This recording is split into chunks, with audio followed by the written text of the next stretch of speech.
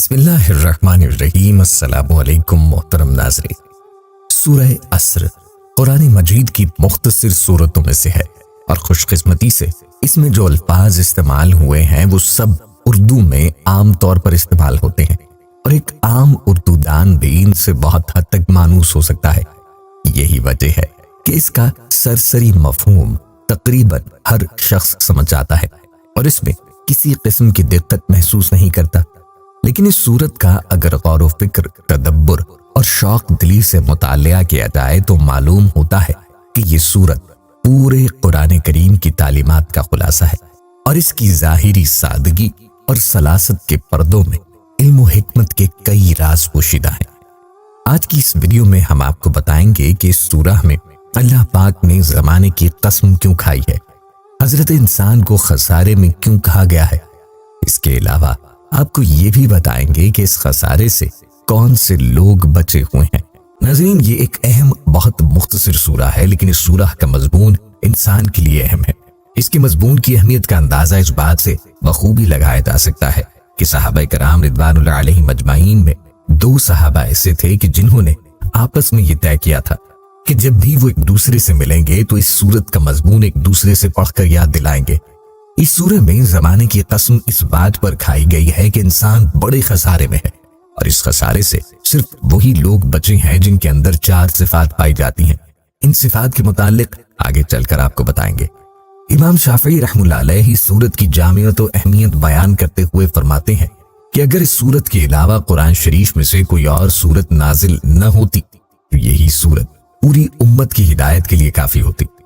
اگر ہم اس سورت کی ابتدا میں غور کریں جس میں زمانے کی قسم کھائی گئی ہے اور ان مضامین کو دیکھیں جو اس کے بعد بیان کیے گئے تو ہمیں ان کے درمیان بہت ہی گہرا ربط نظر آئے گا۔ پہلے اللہ سبحانہ و تعالی نے زمانے کی قسم کھائی، پھر انسان کے بارے میں بیان کیا کہ وہ بڑے گھاٹے میں ہے۔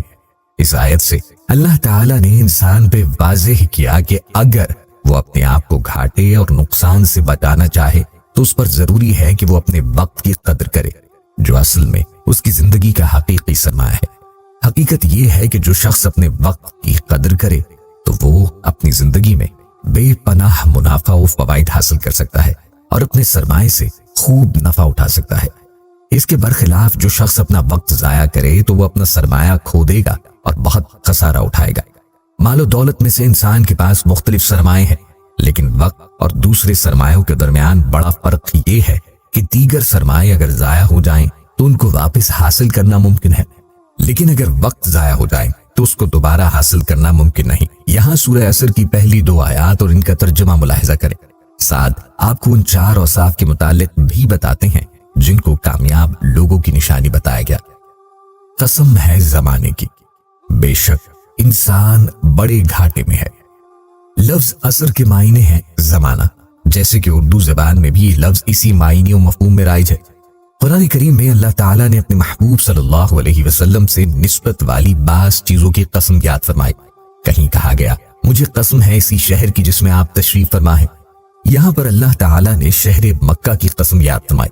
اسی طرح بہت سارے مفسرین نے والعصر کے مفہوم میں زمانہ مطلق کے بجائے اس خاص زمانے کو مراد لیا ہے جس زمانے میں رسول اکرم مصطفیٰ جان رحمت صلی اللہ علیہ وآلہ وسلم اپنی ظاہری حیات کے ساتھ اس دنیا میں تشریف فرما تھے۔ اس طرح دیکھا جائے تو اللہ تعالیٰ نے زمانوں میں سب سے بہتر زمانہ یعنی خیر القرون کی قسم یاد فرمائی ہے۔ اسی طرح بعض مفسرین نے والعصر سے مراد نماز عصر کا وقت بھی لیا ہے کہ یہاں پر اللہ تعالیٰ نے عصر کی نماز کے وقت کی قسم یاد فرمائی، اس لیے کہ یہ نماز درمیانی نماز ہے۔ 2 نمازیں فجر اور ظہر دن کے ابتدائی حصے میں پڑھی جاتی ہیں اور 2 نمازیں یعنی مغرب اور عشاء دن کے آخری حصے میں ادا کی جاتی ہیں۔ اس طرح نماز عصر درمیانی نماز ہوئی۔ حدیث شریف میں آیا ہے کہ نماز عصر کی فکر کرو کیونکہ یہ بڑی خطرے والی نماز ہے۔ خطرے والی نماز سے مراد یہی ہے کہ یہ دن کی درمیانی نماز ہے، اس لیے اس کے چھوٹنے یا قضا ہونے کا خطرہ زیادہ ہوتا ہے۔ عام طور سے عصر کے وقت لوگ اپنے دھندے، بیوپار، تجارت، نوکری یا دیگر مصروفیات میں منہمک ہوتے ہیں، یا پھر شام کے وقت ایسے وقت میں لوگ اپنے گھروں، دکانوں اور دیگر مقام سے اپنی مصروفیات کے سبب باہر نکلتے ہیں۔ تجارت، خرید و فروخت یا سیر و تفریح کے لیے ایسے حالات میں بھی اس کے چھوٹنے یا قضا ہونے کا خطرہ زیادہ ہوتا ہے۔ اس لیے یہاں بعض مفسرین نے یہ معنی لیا ہے کہ والعصر فرما کر اللہ تعالیٰ عصر کی نماز کے وقت کی قسم یاد فرما رہا ہے تاکہ اس نماز کی اہمیت کو واضح کر دیا جائے۔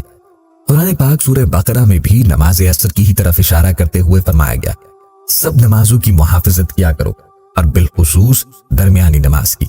اکثر مفسرین نے صلاۃ وسطیٰ سے نماز عصر ہی مراد لی ہے۔ حدیث شریف میں بھی آیا ہے کہ جس نے نماز عصر ترک کی گویا اس کا مال اور اولاد تباہ و برباد کیے گئے۔ اس حدیث سے بھی عصر کی نماز کی اہمیت کا اندازہ ہوتا ہے۔ ہمارے بزرگان دین اور اسلاف کرام نے بھی اس نماز کی خاص پابندی اور حفاظت کی۔ یہ تھا ناظرین والعصر کا مختصر مفہوم۔ اب آگے بڑھیں۔ اللہ تبارک و تعالیٰ فرماتا ہے بے شک انسان خسارے میں ہے۔ پچھلی آیت کے ساتھ اسے دیکھیں تو مفہوم یہ ہوگا کہ قسم ہے زمانے کی، بے شک انسان خسارے میں ہے۔ اب یہاں خسارہ یعنی نقصان کن معنیوں میں ہے، آئیے اسے سمجھتے ہیں۔ حدیث شریف میں وارد ہے کہ ہر شخص جب صبح کو بیدار ہوتا ہے تو وہ اپنے آپ کو بیچتا ہے، یعنی اگر وہ اپنا وقت نیک اعمال کرنے میں صرف کرے تو وہ اپنے آپ کو نیک اعمال کے ذریعے بیچے گا اللہ تعالیٰ سے ثواب اور جنت خریدنے کے لیے، اور اگر وہ اپنا وقت برے اعمال میں صرف کرے تو اپنے آپ کو برے اعمال کے ذریعے بیچے گا عذاب اور جہنم خریدنے کے لیے۔ چنانچہ یہ ہر انسان پر موقوف ہے کہ وہ سوچے اور فیصلہ کرے کہ اپنے لیے کیا چاہتا ہے۔ کیا وہ اپنے لیے دنیا اور آخرت میں بھلائی چاہتا ہے یا وہ اپنے لیے دنیا و آخرت میں ہلاکت و بربادی چاہتا ہے؟ وقت ایک بڑی دولت ہے۔ یہ دولت دوسری دولتوں کی طرح نہیں ہے۔ دوسری دولتیں جیسے سونا، چاندی اور روپے پیسے وغیرہ تجوری میں محفوظ رکھنا ممکن ہے، جبکہ انسان وقت کی دولت کو اپنی تجوری میں محفوظ نہیں رکھ سکتا ہے۔ لہٰذا انسان کو سمجھنا چاہیے کہ وقت کی حقیقت برف کی مانند ہے۔ برف گرمی میں ہر لمحے پگھلتی اور گھٹتی ہے، اسی طرح انسان کی زندگی کا وقت ہر لمحے گھٹتا رہتا ہے۔ لہٰذا اس سورت کا پیغام یہی ہے کہ ہر انسان اپنے قیمتی وقت کی قدر کرے اور اس کو مفید اور سود مند کاموں میں صرف کرے۔ مرنے والا انسان بھی آرزو کرے گا کہ اس کو مزید وقت دیا جائے تاکہ وہ کچھ اور اعمال کر سکے، لیکن اس کو ایک لمحہ بھی مزید نہیں دیا جائے گا۔ لہٰذا انسان جو کچھ کرنا چاہے اس کو چاہیے کہ اس زندگی کے محدود وقت کے اندر کر لے۔ غرض یہ کہ انسان اپنی زندگی کے ہر لمحے کی قدر کرے اور اپنا وقت ہرگز برباد نہ کرے۔ چنانچہ ارشاد باری تعالیٰ ہے، بے شک انسان بڑے گھاٹے میں ہے سوائے ان لوگوں کے جو ایمان لائے اور اچھے کام کیے۔ اس سورہ میں اللہ تعالیٰ فرماتا ہے کہ وہ لوگ جو ایمان نہیں لائے وہ خسارے میں ہیں، یعنی انہوں نے اپنی زندگی کے سرمائے وقت کو ضائع کر دیا، لہٰذا وہ ناکامی اور خسارے میں ہیں۔ خسران حقیقی کا اصل سبب یہ ہے کہ اس پر غفلت طاری ہو جاتی ہے اور وہ اپنے ماحول اور اپنے فوری مسائل و معاملات میں الجھ کر گویا گمشدگی کسی کیفیت سے دوچار ہو جاتا ہے۔ تو ہم کو چاہیے کہ ہم اپنے ایمان کی قدر کریں اور اس کی حفاظت کریں۔ نبی کریم صلی اللہ علیہ وسلم نے پیشن گوئی فرمائی کہ ایک زمانہ ایسا آئے گا کہ انسان ایک دن یا ایک رات میں اپنا ایمان کھو دے گا۔ چنانچہ حدیث شریف میں آیا کہ رسول اللہ نے ارشاد فرمایا، انسان صبح گزارے گا مومن ہونے کی حالت میں اور شام کو کافر ہو جائے گا، اسی طرح شام کو گزارے گا مومن ہونے کی حالت میں اور صبح کو کافر ہو جائے گا، اور وہ دنیا کی معمولی سی چیز کے بدلے اپنا دین و ایمان بیچ دے گا۔ ناظرین، بہت سے اعمال ایسے ہیں جو انسان کو اپنے ایمان سے محروم کر سکتے ہیں، مثلا حرام کاری، گناہوں کا ارتکاب، برے لوگوں کی صحبت، شراب نوشی، سود خوری، جوا بازی وغیرہ۔ جب انسان ان برائیوں اور گناہوں میں مبتلا ہوگا تو اس کا ایمان کمزور ہو جائے گا اور رفتہ رفتہ وہ دین سے دور چلا جائے گا۔ ایمان کے بعد جس چیز میں انسان کو اپنا وقت صرف کرنا چاہیے وہ عمل صالح ہے۔ اس میں کوئی شک نہیں کہ ایمان سب سے عظیم دولت ہے، لیکن ایمان کہ اللہ ہمیں قرآن مجید باغور و دقت سے مطالعہ کرنے کی توفیق عطا فرمائے، جیسا ہمارے صحابہ کرام رضوان اللہ علیہم اجمعین اور ہمارے سلف صالحین رحم اللہ علیہ کیا کرتے تھے۔ آمین۔